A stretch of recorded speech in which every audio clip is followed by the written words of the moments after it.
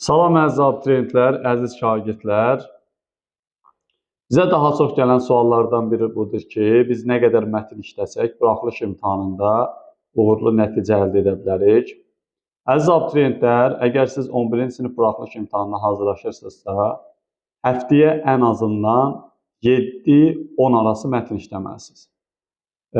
Mətn işləyən zaman mütləq şəkildə birinci siz mətn suallarını gözdən keçirir, sonra mətnləri oxumağa başlayın.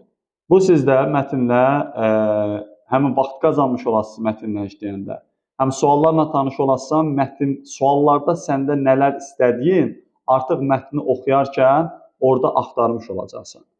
Mətn testlərində çalışın DİM test toplusunun birinci hissəsi, Güvən nəşriyyatı, EREM nəşriyyatı və digər, yəni əlinizdə olan hər hansı bir mətn kitablarından da istifadə edə bilərsiniz. Və eyni zamanda 10-11-ci sinif şagirdləri 9-cu sinif üçün buraxılış imtahanına hazırlaşanlar üçün Dövlət İmtahan Mərkəzinin çıxartdığı test toplusundan da mətn tapşırıqlarını işləyə bilərlər. Yəni sual ortaya çıxa bilərdir ki, mətn tapşırıqları fərqlidir. Yəni başa düşürük, fərqlidir. Orada açıq tipli suallar 9-da 5, sizdə isə 2-dir. Eyni zamanda üslubu məsələlər sizdə düşür, onlarda düşmür. Amma bu sizdə mətnlə işləmək vərdişini formalaşdırmış olacaq. Yəni çalışın gün ərzində ən azı bir mətn işləyin. Mətn işləyən zamanda mütləq şəkildə zamanla, vaxtla işləyin. 20 dəqiqədən çox çəkməməlidir mətn tapşırığını işləmək.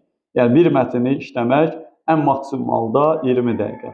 Yəni bu 20 dəqiqə qoyduqca yavaş-yavaş bunu da azaltmağa çalışın ki, imtahanda mətnlə işləyəndə yəni vaxt qazanmış olun. Yəni imtahan bilirsiniz ki, bu tək öyrənməklə əldə edilmir imtahanda nəticə. Təbii ki, bu imtahan texnikasını da bilməlisiniz. Hər birinizə uğurlar arzu edirəm.